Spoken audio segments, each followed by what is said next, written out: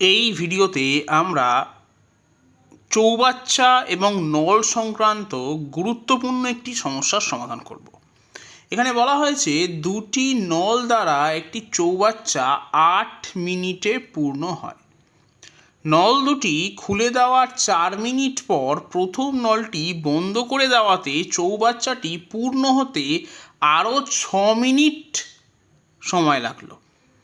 প্রত্যেক নল দ্বারা পৃথকভাবে চৌবাচ্চাটি পূর্ণ হতে কত সময় লাগবে তা জানতে চাওয়া হয়েছে। আমরা লসাগুর একটি কনসেপ্ট ইউজ করে এই জাতীয় সমস্যার সমাধান খুবই কম সময়ে করতে পারি।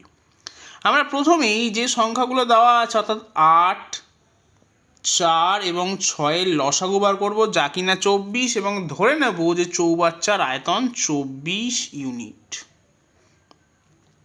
এখন দুটো নল, প্রথম নলের নাম দিচ্ছি আমি এ এবং দ্বিতীয় নলের নাম দিচ্ছি আমি বি।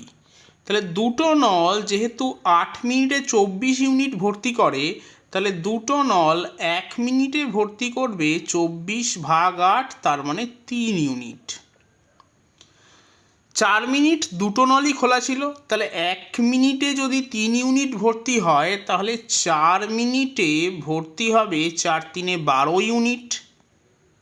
তাহলে এখনও চৌবাচ্চাটির 24-12 অর্থাৎ 12 ইউনিট ভর্তি হওয়া বাকি আছে।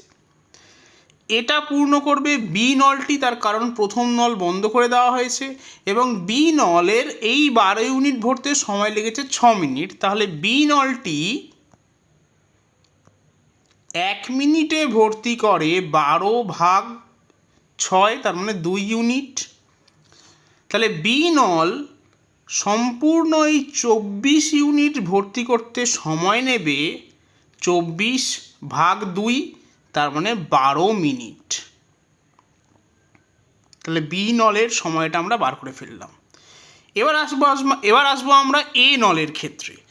এখন এ প্লাস বি নল 1 মিনিটে ভর্তি করে 3 ইউনিট, আবার শুধু বি নলটা 1 মিনিটে ভর্তি করছে 2 ইউনিট। তার মানে এ নল 1 মিনিটে ভর্তি করে 1 ইউনিট।